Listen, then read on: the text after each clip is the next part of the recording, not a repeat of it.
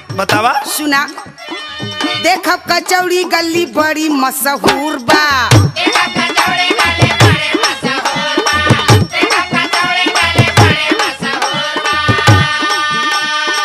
वहाँ का कचौड़ी हमके खाए के जरूर बा। समझ में आवत ना?